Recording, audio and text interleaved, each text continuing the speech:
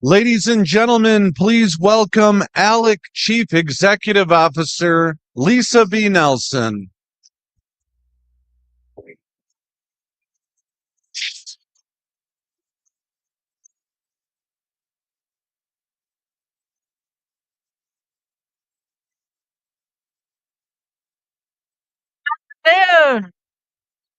I trust your morning was productive with meaningful conversations, valuable insights, and inspiring policy ideas to take back to your states. Before we begin with our lunch program, I'd like us all to reflect and say thanks with a moment of prayer. Please welcome Chaplain Rich Stoglin to the stage.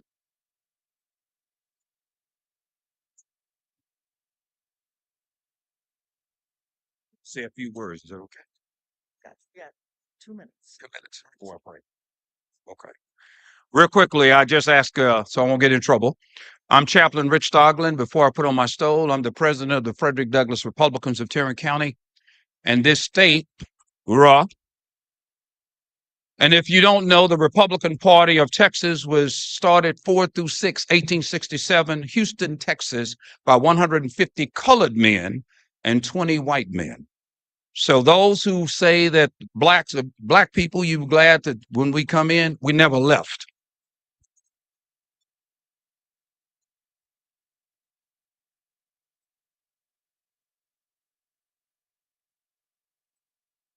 The stole that I'm about to put on, I was presented in Afghanistan. I was a command chaplain of 39 countries of the world, 330 days, boots on the ground. I was number 2 on the enemy snipers list.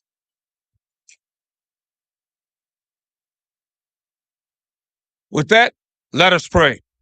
Divine Parent, we have assembled in this chiseled brick building awaiting today's occupants to solidly move this state and this nation toward a greater path forward for such a time as this. Instill in us, God, to conflate the arms of tenacious wisdom with the legs of clarity and unstoppable vision, precluding the nerves of our souls from being crushed with the evil twins of systemic despair and incredulous darkness. Remind us, God, to especially in this era of the 20th century, in matters of style, swim with the current. In matters of principle, stand like a rock.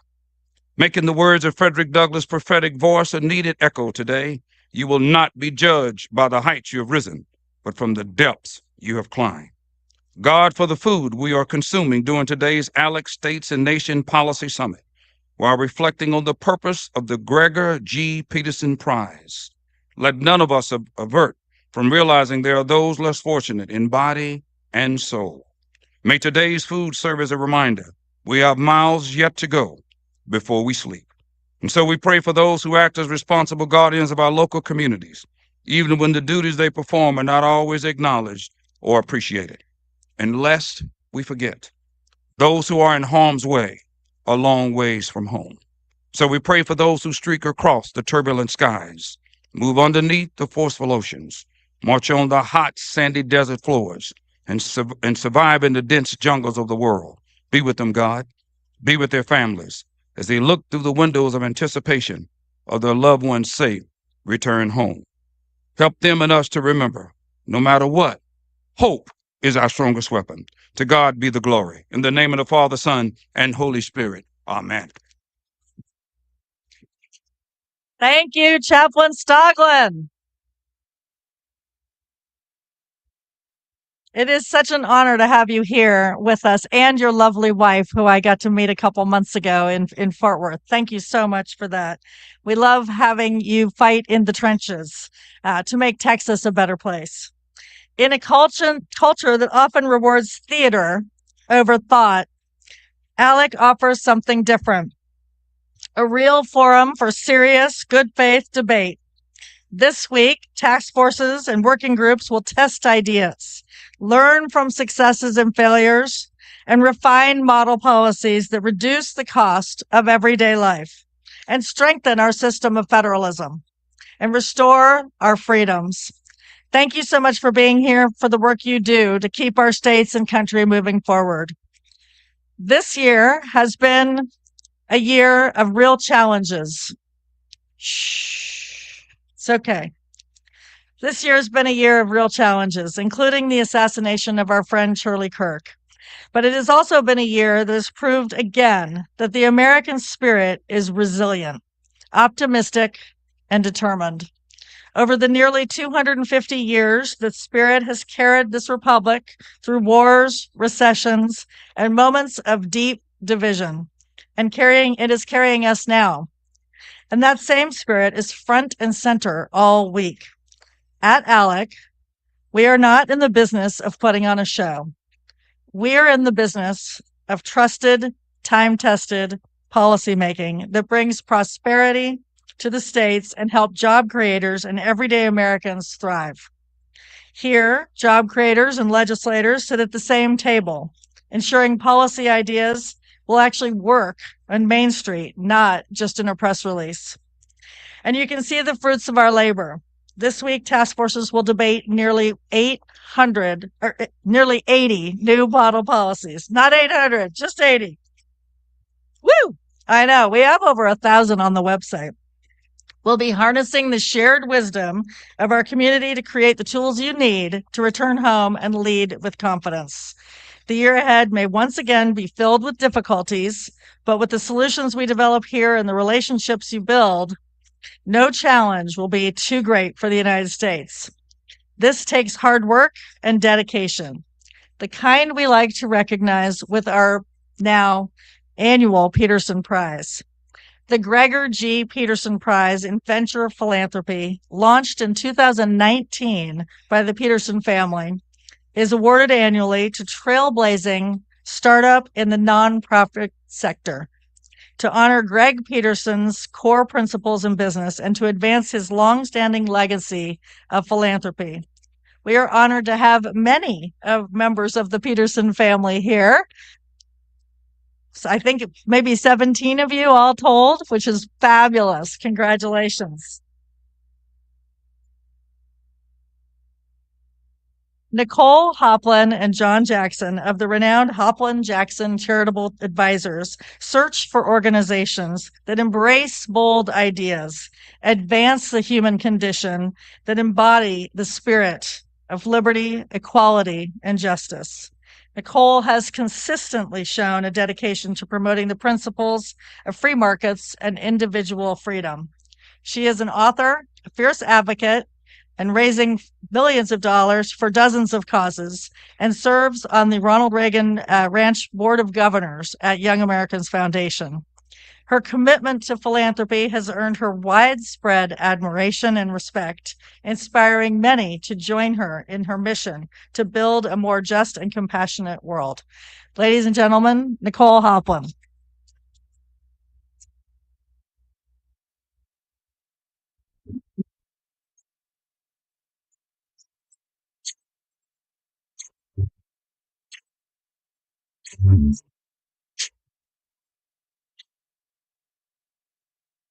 Thank you so much, Lisa. That was super nice of you. And I'm really humbled to be in front of you today on behalf of the Peterson family. Thank you to all of you, too, as members of ALEC, for hosting the 7th annual Gregor G. Peterson Prize in Venture Philanthropy. Lisa, at the helm of ALEC, has long understood something very profound, that even the best crafted public policy cannot meet every need faced by our fellow Americans. The principles we champion, limited government, personal responsibility, and a strong civil society, don't just inform policy, they call each of us to action. When government is limited, the work of churches, charities, and community organizations becomes valuable and vital. And that brings us to the heart of today's presentation. Hoplin Jackson Charitable Advisors is honored to work alongside the Peterson family to steward this remarkable prize. I'd like to thank two of my colleagues, John Jackson and Heather Stoller, as well as all the members of the Peterson family.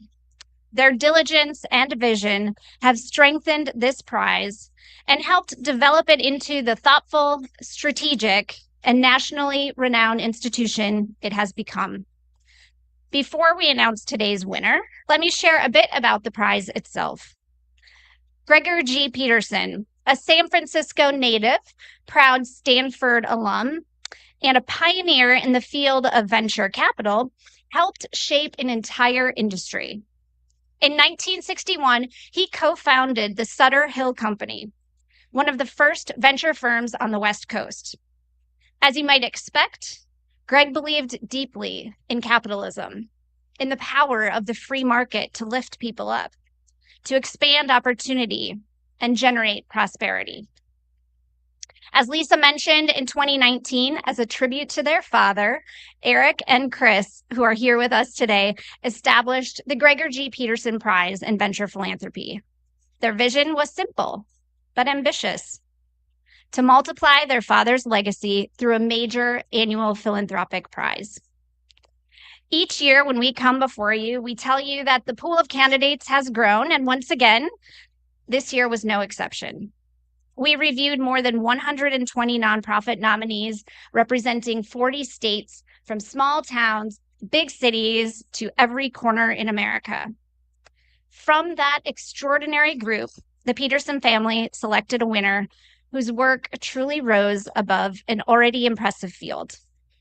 We are grateful to so many of you who nominated charities this year. And I wanted to mention that nominations are now being accepted for the 2026 prize until June 1st. So log on to petersonventureprize.com. And now it is my great privilege to introduce Katie Peterson Brand, granddaughter of Gregor G. Peterson, to announce this year's winner.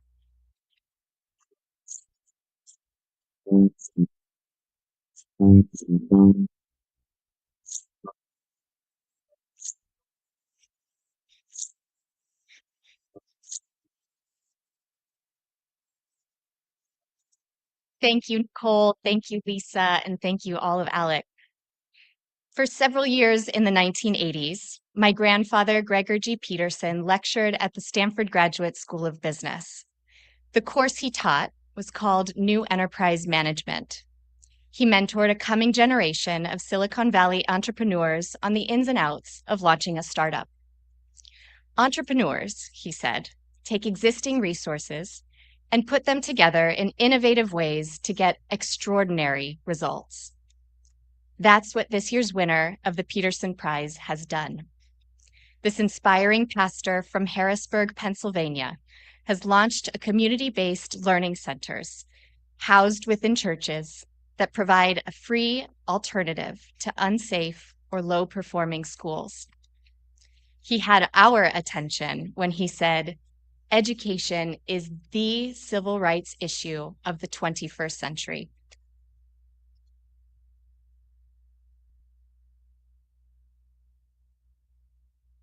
In a crime-plagued inner city with failing schools, you can mobilize the National Guard to bring down crime, and you can flood the streets with federal agents, but ultimately that's just a Band-Aid. We believe the true remedy to the hopelessness and the despair that plagues our at-risk inner city youth is getting a good education in a safe environment. The learning model pioneered in Harrisburg is already yielding extraordinary results, and it's a formula that can be replicated across the country, and it's our honor as a family to support this big idea. Ladies and gentlemen, on behalf of the Peterson family, it's my privilege to announce the winner of the 2025 Gregor G. Peterson Prize in Venture Philanthropy. Please join me in congratulating Pastor Joshua Robertson, founder and CEO of Black Pastors United for Education.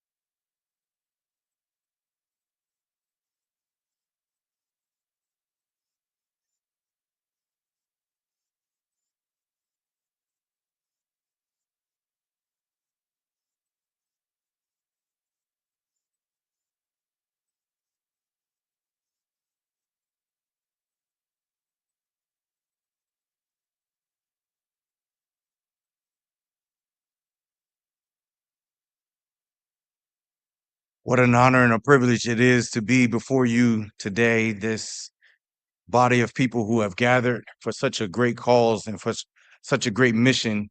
I am honored to be here. I am honored to receive this award. Thank you. I'd like to thank you on behalf of Black Pastors United for Education and the communities that we serve. I want to thank the Peterson family, the selection committee, and the Hopland Jackson Charitable Advisors for this tremendous honor.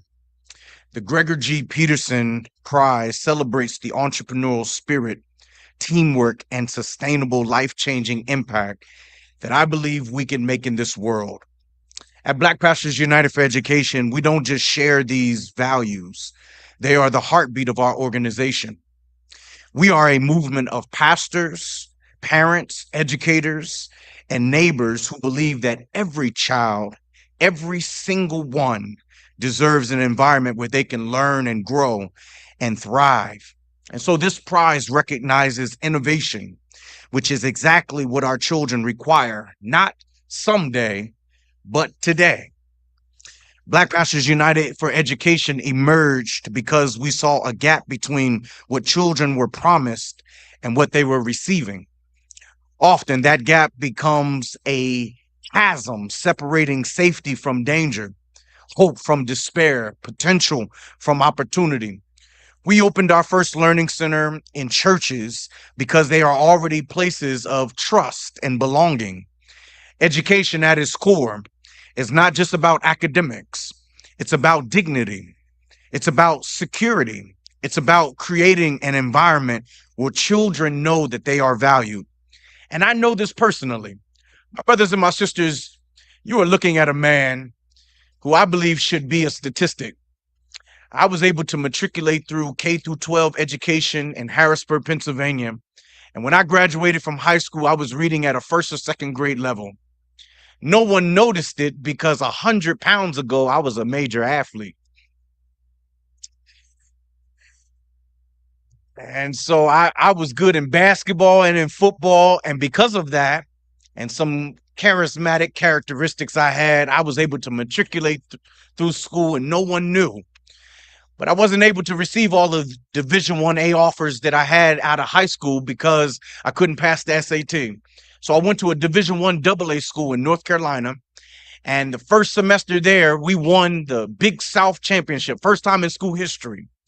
But I got 5 Fs in school. After 3 semesters, I had a 0.67 GPA and failed out. Came back home, and my father, who's from Dothan, Alabama, he's here. He says he's from LA, Lower Alabama.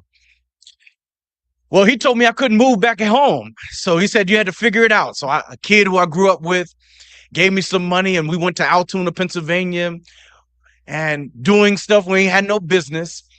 We get to Altoona, and as soon as we get there, the bishop who I went to the church in North Carolina, he called me, and he was wondering when I was coming back down to North Carolina to come to his church. I was the organist at his church.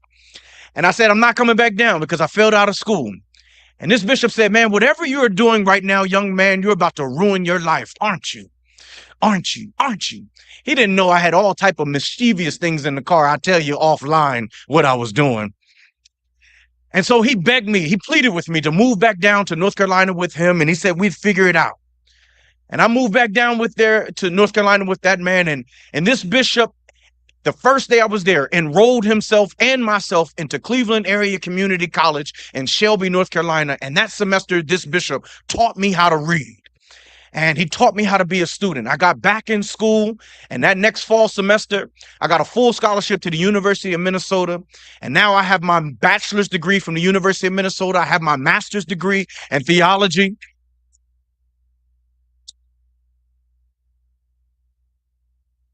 And when I finished my master's degree, I had the highest GPA in the entire seminary.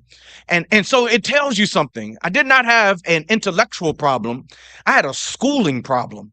And where this bishop interceded in my life at age 19, I think we should do it at age 9. Our children need us to build a bridge for them. And that's exactly why Black Pastors United for Education exists. Today, our learning centers provide rigorous academics, mental health support, structure, safety, love, and a sense of belonging for our children at no cost to their parents. And so funds from this prize will support this mission. It helps us to build more schools, build more learning centers, equip more pastors. And so let me say this plainly. It's not just unjust. It's morally and ethically wrong to allow politics to interrupt the educational plight and journey of our children. And here's what I would have to say in conclusion. I believe that philanthropy and entrepreneurship and the clergy community and the community at large must work together to ensure that our children's future does not rise and fall with political and economic tides.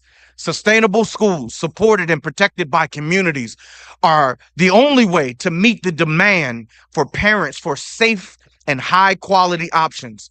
And so that's why we are here today. When 100 years has passed and we've all folded up our tents and moved upstairs, what will the record books say about us?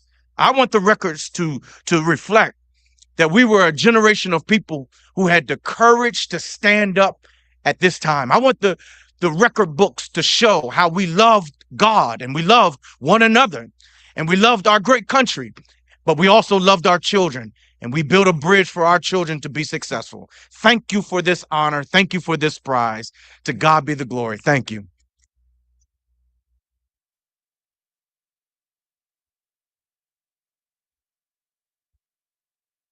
Please welcome back to the stage ALEC CEO Lisa B. Nelson.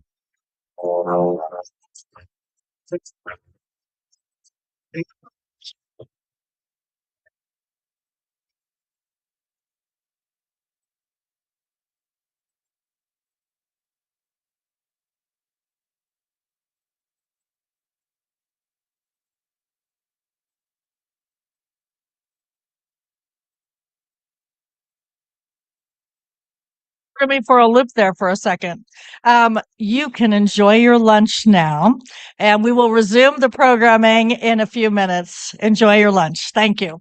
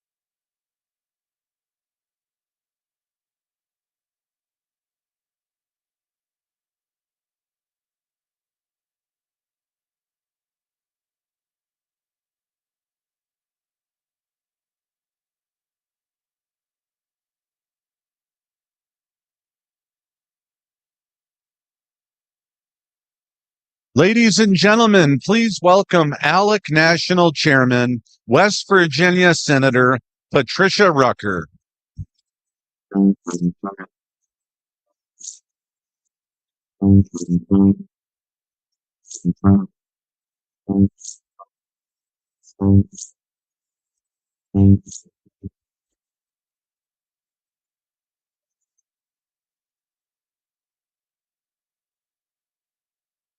Do you understand the mood of the country and how our fellow citizens really think than Scott Rasmussen, which may account for his move to Texas? For decades, he has taken the nation's temperature with clarity and honesty, not just charting partisan swings, but uncovering the underlying principles and cultural attitudes that drive our politics and shape our society. His work is constant, relentless, probing, always assessing, always working to uncover what the public truly believes. Scott Rasmussen stands out as a rare voice people feel they can rely on. At a time when there is growing distrust, growing uncertainty, he has earned their trust by speaking plainly, avoiding partisanship, and grounding his conclusions in careful research rather than wishful thinking. What he offers is not spin or spectacle, but clear-eyed, data-driven insight aimed at helping Americans understand what their fellow citizens actually believe. He doesn't always tell us what we want to hear, but he does tell us what we need to know. So please help me welcome to the stage my friend, Scott Rasmussen.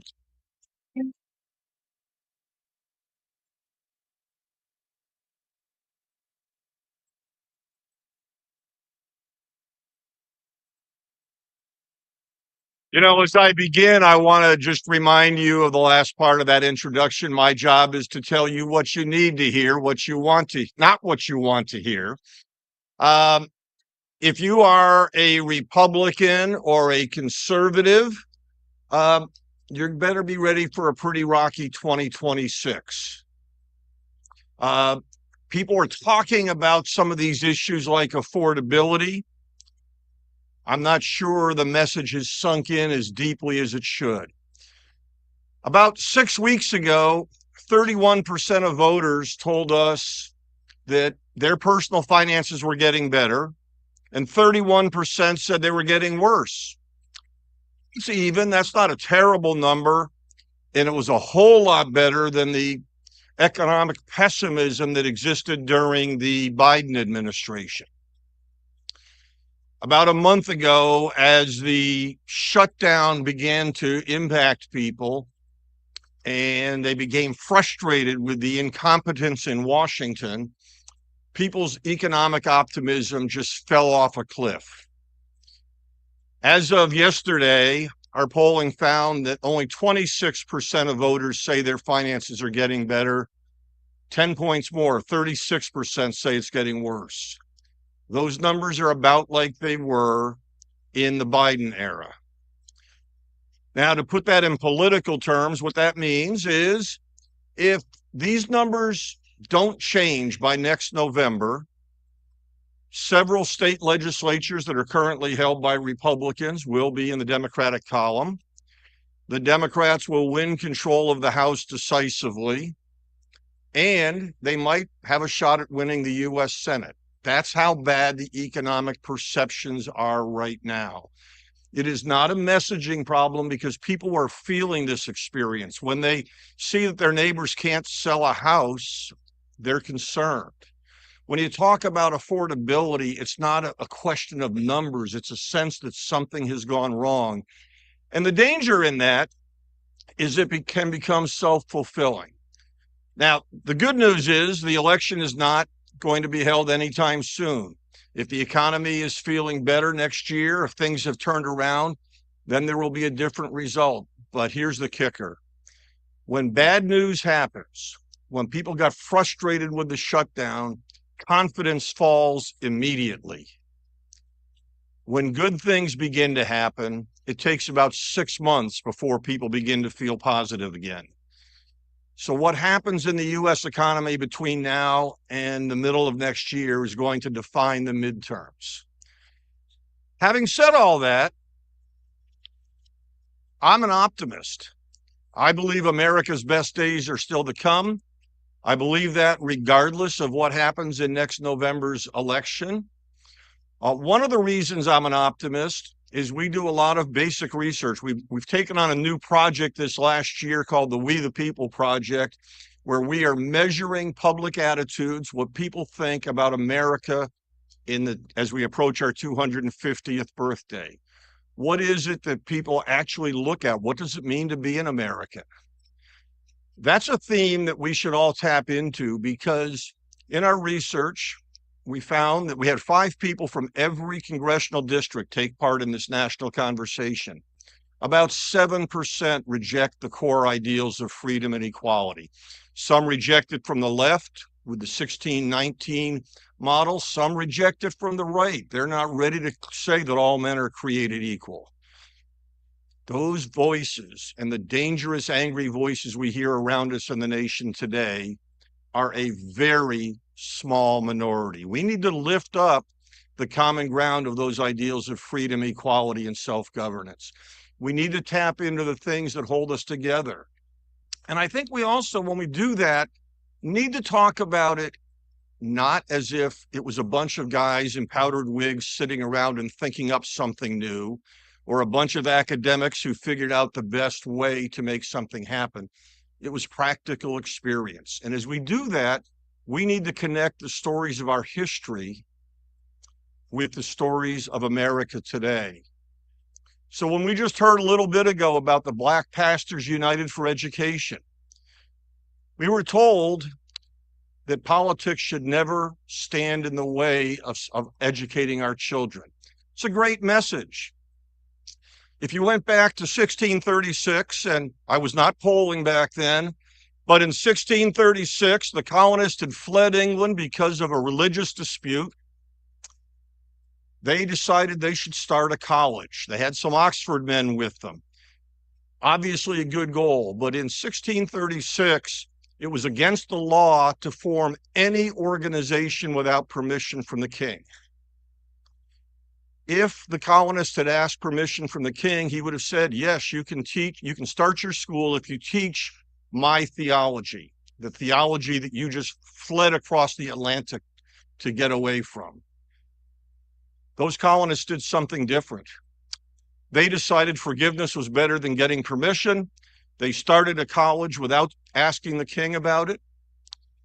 The king got caught up in a civil war and actually physically lost his head. And so Harvard was created out of this experience. It was an illegal university. But once people in the colonies realized you could start a college without permission, they realized we could start a school without permission at any level. We could start an abolition society. We can start an anti-poverty society. This heritage grew into our founding ideals of freedom, equality, and self-governance. It wasn't something that was created at the Miracle of Philadelphia.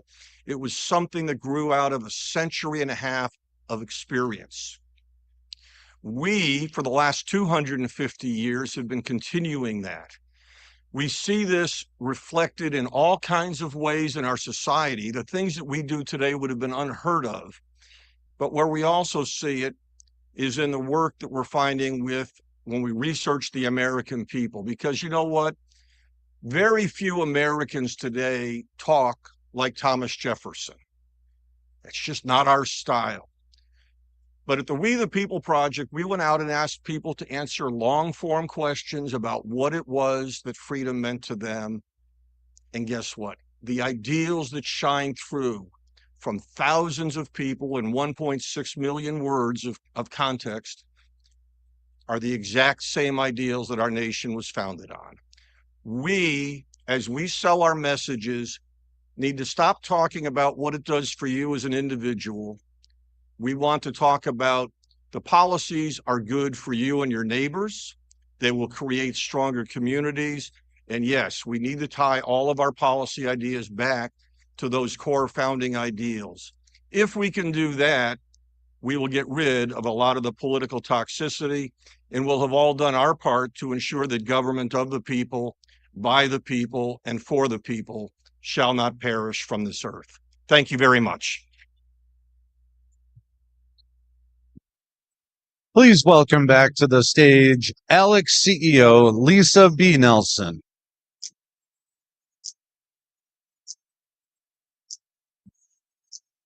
Thank you, Scott. We always learn so much from you. We appreciate having you here, and your participation in the state chairs meeting yesterday was also terrific. So thank you for being here. You know, they say everything is bigger in Texas. And I guess that includes our lineup this week, because it seems like every time we turn around, we're introducing another Texan. To keep that theme going, I'm happy to introduce another Texan, former Congressman Jeb Hensarling. While in Congress, Jeb served as the chairman of the House Financial Services Committee, and he was instrumental in working with financial institutions, trying to rein in government price controls. His career spans decades of service as a resolute champion of free market principles, protecting and expanding economic opportunity for all Americans. Now, Hensarling serves as a senior advisor at ProCap BTC and as a board member of Concord Servicing, Cox Media, and Aero Design Labs. He's also advising the thriving Texas Stock Exchange. While I was at Visa before being at ALEC, he was the chairman of the Financial Services Committee, and I got to work for him, I think, for about 8 years on a subject near and dear to both of our hearts that we're going to be talking about. To give us some insights into the intricacies of how efficient and convenient the electronic payment system is and the banking industry, please welcome Jeb Hensarling.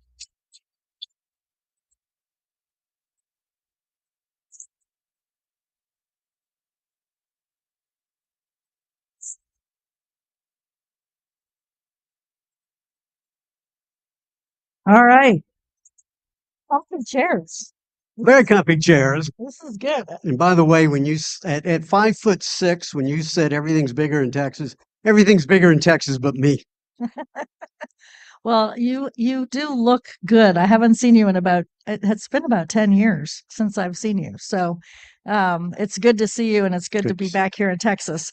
You know, I teed that up as a conversation around the financial services industry and, you know, interchange and electronic payment systems and things like that. But maybe want to take a step back for a second and just talk about the kind of macro landscape of financial services.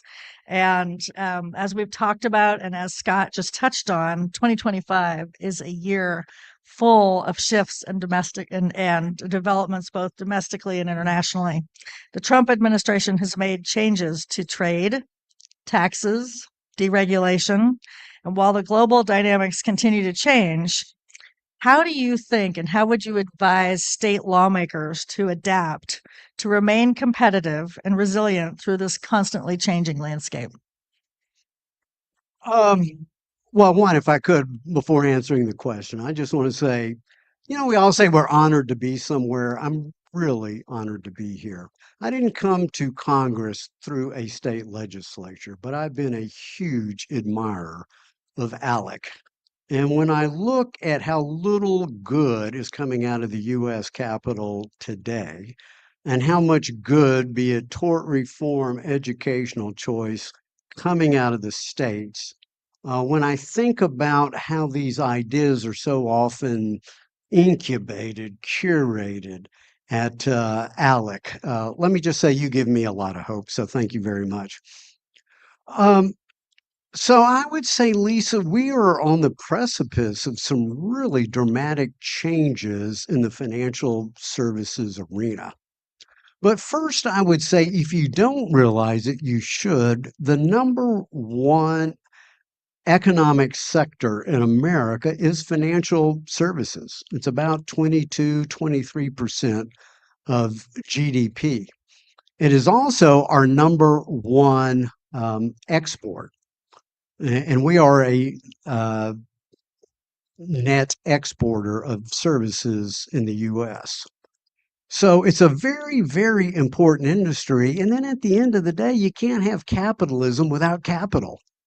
And so our ability to have the deepest, most liquid financial markets to fuel kind of this engine of entrepreneurship and wealth formation and economic prosperity is so critical.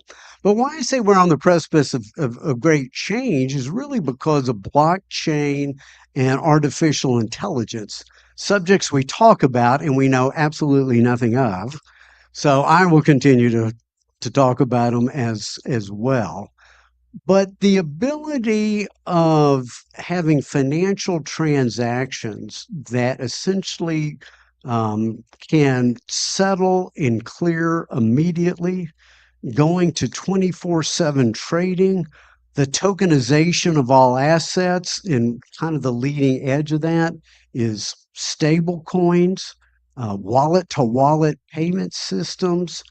I think artificial intelligence is going to increasingly be a key component of underwriting, and it's going to be important as legislators to ensure that this new technology is not kind of smothered in the cradle.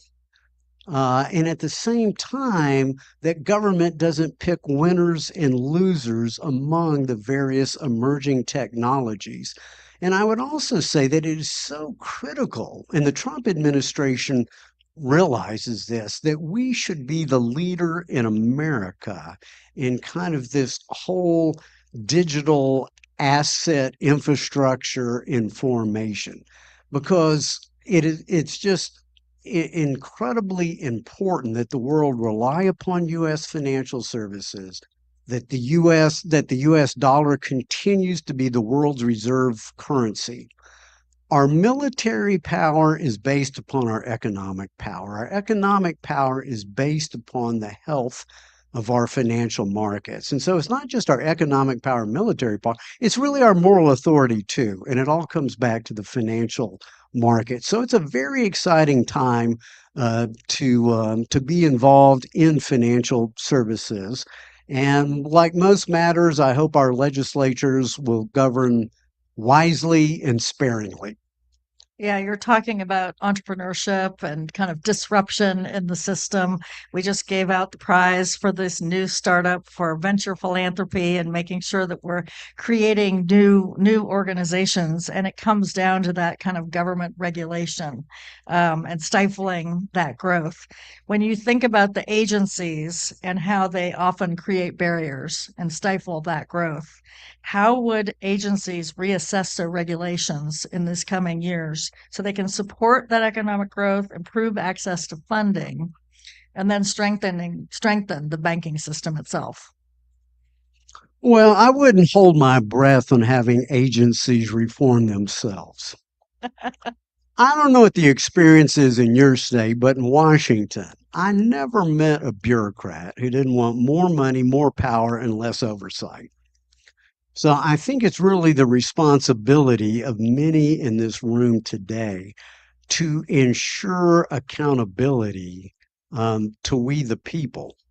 So I got to tell you, one of the great challenges and threats I see in our nation is kind of the rise of the administrative state. If you want to talk about a threat to democracy, it's how much power is wielded by those who are never elected by we the people.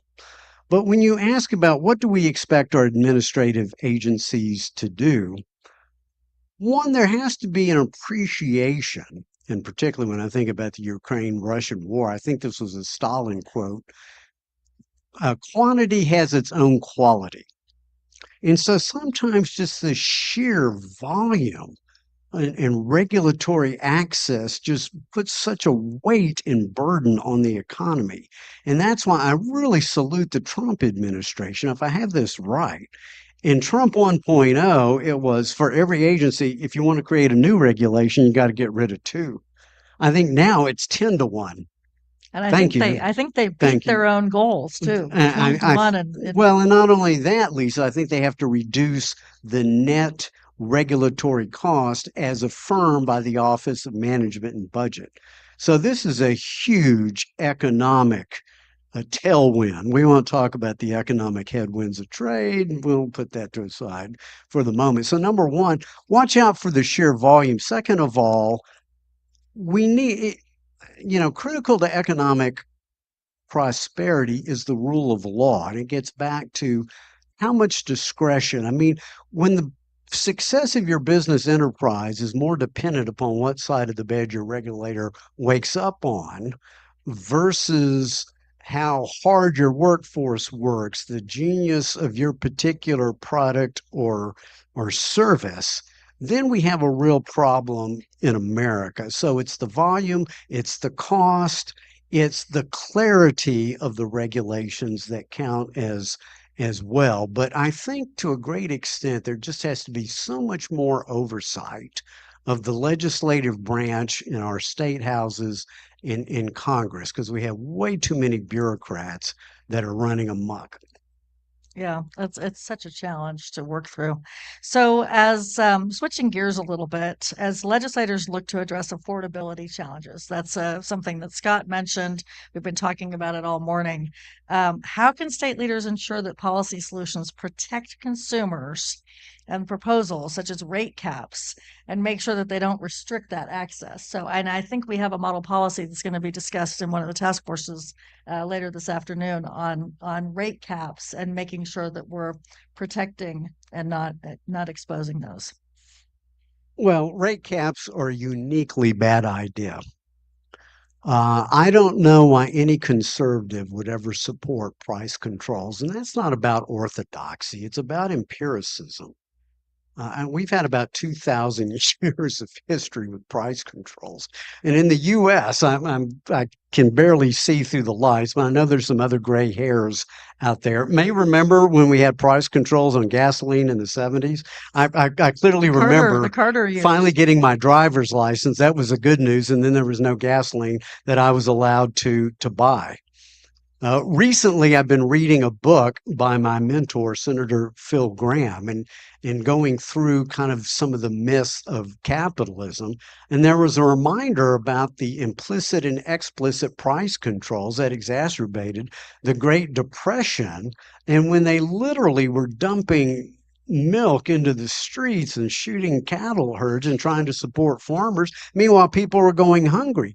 And then because you couldn't lower wages, you have these huge ranks of the unemployed. And hearkening back to the 70s, we used to have a highly regulated telephone with price controls, airlines, natural gas. Guess what? We deregulate them all, and all of a sudden, look around, we have competition, prices come down, we have innovation. And it just reminds me of kind of the great Austrian economist Friedrich Hayek. It's his concept of fatal conceit. And we as legislators should never have the fatal conceit that we know better than millions of free Americans making decisions with their own money what a price of a good or service can be.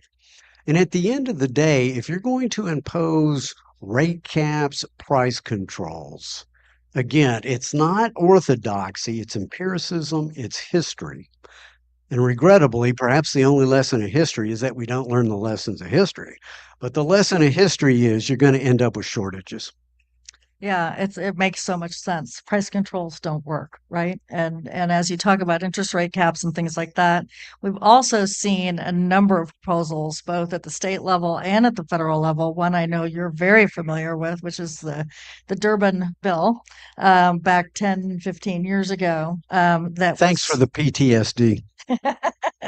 Well, I'm going to bring it right back. That seems to be a lingering issue. These price controls on interchange fees. Can you explain to the audience what interchange is? I know you kind of lived through it, but we've Yeah, seen it this. was regrettably, well, one, it was part of the Dodd-Frank law, which, if you're familiar with that, one of the worst pieces of legislation ever contrived by the mind of man. And this was a provision that was airdropped into the conference committee, not in the House bill, not in the Senate bill. And so what it did was it did two things. It put price caps on what are known as interchange fees, fees that are collected really by the credit card companies that bank issuers use for, among other things, rewards programs and fraud detection and the security of the payment rail system. This was done on debit cards. And once it was done, lo and behold, you poke in on one side of the balloon, it pokes out somewhere else. Debit card rewards programs went practically to zero. And the banks who were denied this stream of income, all of a sudden, we saw a huge contraction in free checking. And so, bad ideas don't go away, they just get recycled. And so now there's an idea in Washington to apply this to credit cards. And so once again, reward programs will go away. Free checking will get even more contracted. Credit card fees will go up.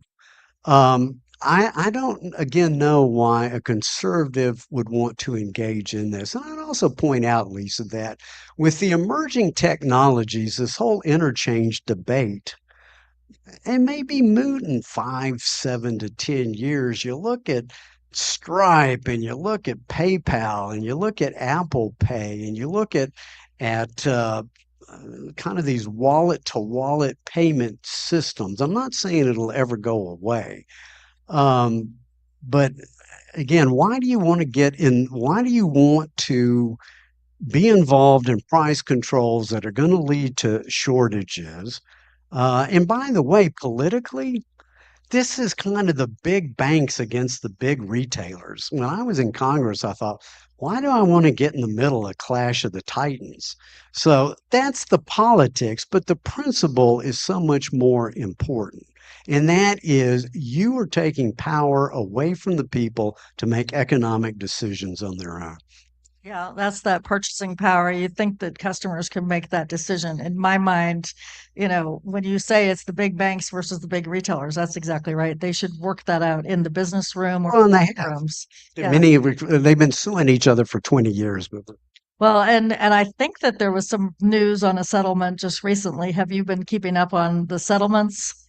Well, there was a settlement recently, which again goes to show that quite often market participants can work out these matters among themselves. I mean, clearly the retailers don't like having to pay these fees. The banks want the income stream, and so there's negotiation between the parties. And yes, there was a big settlement reached. I don't frankly know the details. And again, I don't think it was ever my job as chairman of the House Financial Services Committee to dictate a business model, but to allow the parties to negotiate this among themselves. And I think to a great extent, we've seen that.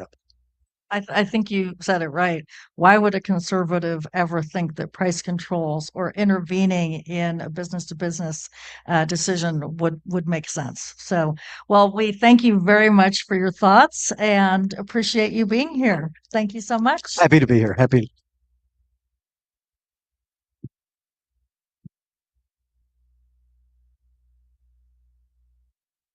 Great conversation.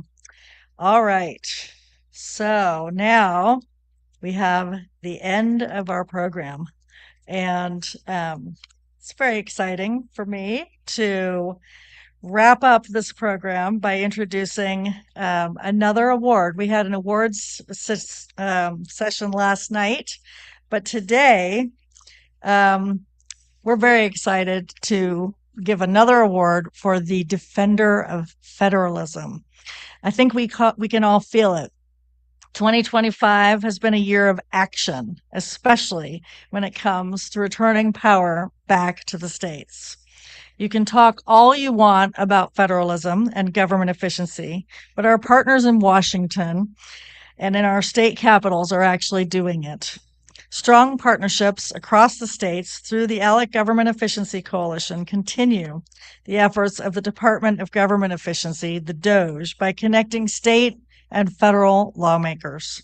By moving government services closer to the people, our AGE coalition is advancing one of ALEC's core principles, federalism. This excitement around the integration of DOGE directives into federal agencies and initiatives like AGE must be maintained. We have seen so much success on this front in such a short time. This year, ALEC has proudly partnered with the Department of Education to return the education function back to the states, and we were honored to have Secretary Linda McMahon with us at ALEC's annual meeting in Indianapolis this summer. I will say much of this excitement and momentum has to be credited to the White House.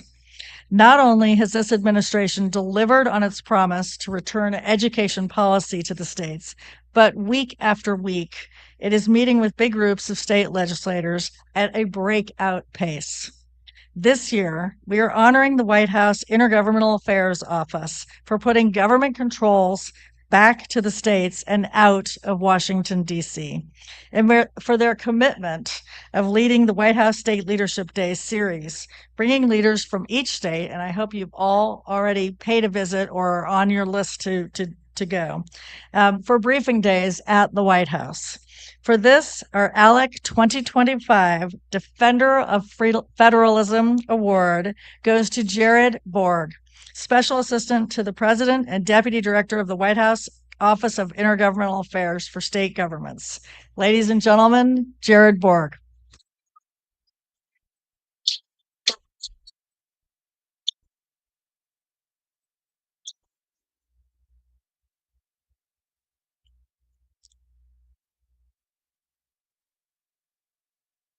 Jared, you want to say a few words? Say a few. Yes. How's everyone doing today? Thank you for this award, Lisa. It's been an honor to partner with you, Jonathan, the whole team at ALEC. We've even had Adam Pennings with Run Gen Z do some events with us. But really, it's that partnership at the state level.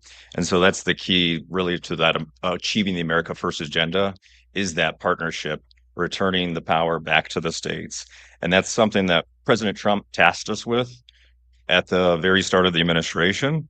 You know, we had the mandate last November from the American people, you know, that resounding mandate that we saw last November. And he tasked our office to work hand in hand with state and local government leaders to cut government waste and inefficiency, stop the invasion of illegal aliens into our country, restore law and order, and restore common sense in our culture, our classrooms, and our public square.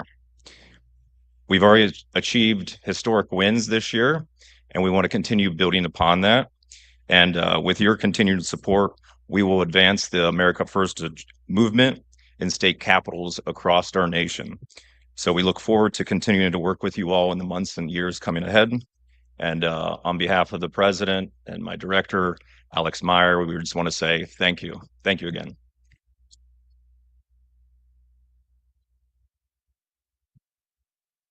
Please welcome ALEC State Chair, Texas Senator Paul Bettencourt. Thank you. Right, Jared, I think this White House is the most welcoming of state and local government of any White House in modern history. And let's give them a big hand because they do briefing after briefing. So that's really great. And Jeb and I and the Texas delegation, we've known Senator Cruz for over 2 decades, Ted and Heidi, and he's a conservative senator everybody would want. He's, you know, tough on the border, strong for defense. You know, he's a conservative's conservative. But there's an old saying in Texas, you don't mess with Texas. And I thought my finest, his finest hour and I was what I'm really proud of. It was when y'all remember when Jimmy Kimmel called him a blobfish. You remember that? Okay. You know, Jimmy's not one of my most favorite guys on late night. I just don't love him like I love Ted. I love Ty. I love all you guys at ALEC, but I just don't love Jimmy. And Jimmy was kind of a loser anyway. So you know, Ted, you know, he's like as smart as Elon. I think maybe he's smarter. I'm not sure, but he's really smart, Jared. I just don't know how smart he is. You know, he challenged him, took him to the hoops, and you know what? Senator Cruz took that leftist progressive all the way to the hoop. And, you know, our good friend, Jimmy Kimmel, he's a loser because a big loser. That's Jimmy Kimmel because the big winner is Senator Ted Cruz. Let's give it up for Senator Ted Cruz, our big winner from Texas. Hello, everyone, and welcome to the ALEC States and Nation Policy Summit. For more than 50 years, ALEC has been a driving force for the principles that make our nation strong: free markets, limited government, and the foundational idea that states' rights protect the people of this country. Each year, hundreds of leaders from across the nation, including state legislators, policy experts, and private sector innovators, come together to debate ideas and to build strategies that will in turn shape policy in almost every state in the nation. Your work in strengthening federalism and reasserting state authority is essential. The American people deserve a government that is close to them, that is accountable to them, and that is reflective of their core values. In the Senate, I'm proud to fight each and every day for policies that strengthen the Constitution and that protect individual liberty. That means standing up against regulations that strangle small businesses. It means defending free enterprise and keeping the government from picking winners and losers. And it means advancing an energy-dominant America, one where states are leading the way in innovation, production, and unleashing the resources that power our economy. Y'all are on the front lines of policy innovation, and your efforts to promote state leadership are proving every day that solutions grounded in freedom and federalism work. As we look ahead to the upcoming legislative cycles, your work here is paving the way for reforms that will strengthen communities, fuel growth, and safeguard liberty for generations to come. Thank you so much for your commitment to these conservative principles and for the service you provide to your states. I'm grateful for your partnership and for your friendship, and I look forward to continuing to stand with you in defending the values that define our nation. May God bless you, and may God continue to bless the United States of America.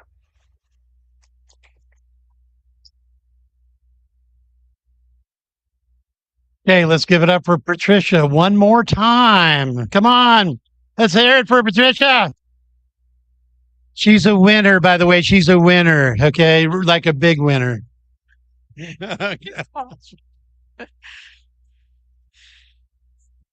Thank you, Senator Betancourt and Senator Cruz, for those inspiring remarks and for your steadfast leadership, not only in the great state of Texas, but in our nation's capital. And thank you to all of today's speakers. As you go through your day, please remember we have a full schedule of task force meetings. Please reference the screens and your app, which you have all downloaded by now, for the afternoon's programming. Enjoy, take advantage of this amazing opportunity before you, and get the most out of your ALEC experience. Have a good afternoon.